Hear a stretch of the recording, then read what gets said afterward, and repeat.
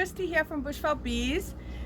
This is our first day in KZN that we've had a little bit of a break from the rain, so I thought I'd get stuck in the garden.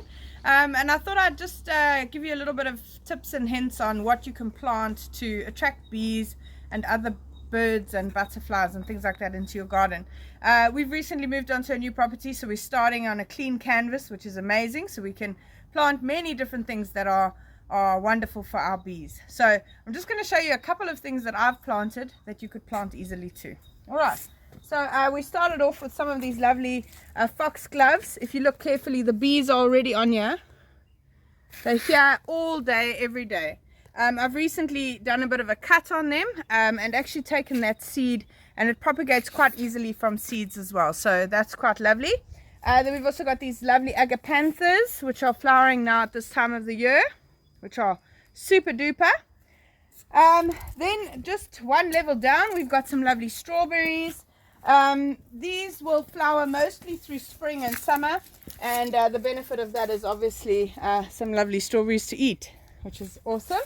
Then if you come just over this side over here, we've got some wonderful salvias.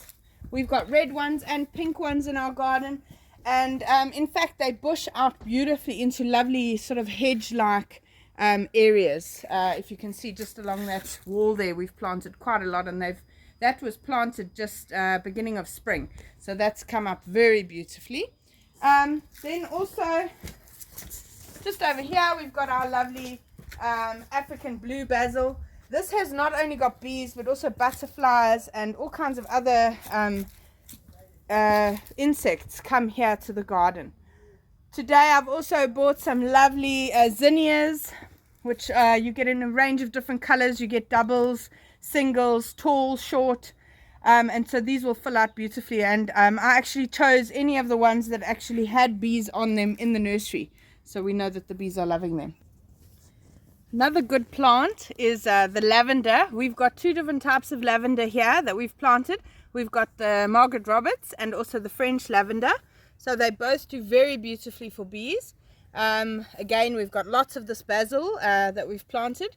The begonias from time to time do provide some forage for the bees, but they, as you can see, they're choosing the lavender and basil over that at this stage. Yeah, and then if you come over this side, we've also planted a type of fakie here. I don't know what the English name is for that actually, but when it flowers it gives a beautiful show and the bees readily go to it. You can see there's little buds on there. Another good one to plant, which makes a lovely hedge as well, is the Cape honeysuckle. These you get in a variety of colors.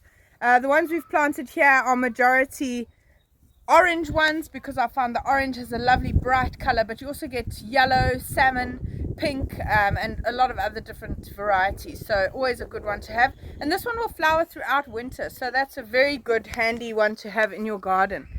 Another one that we've got over here is we've planted along the fence some of this lovely lavender. This not only gives a little bit of forage for the bees, but it will also give you a lovely strong smell in your garden and a lovely aroma, which is wonderful.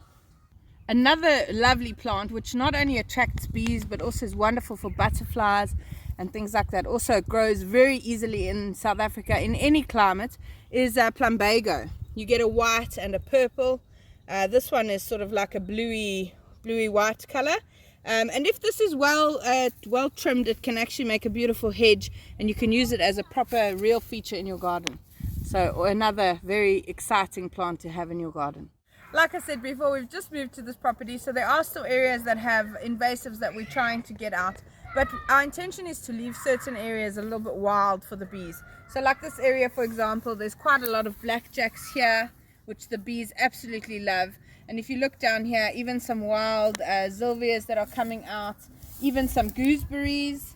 So all these types of areas the bees will be able to make use of without it becoming an eyesore for the area. In fact, if you look down this area, it looks beautiful. You've got lovely pinks and white and orange and yellow flowers all popping up, which is perfectly wonderful for the bees.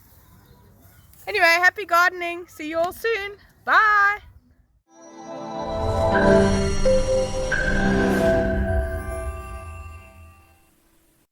another, what, like I said, start again.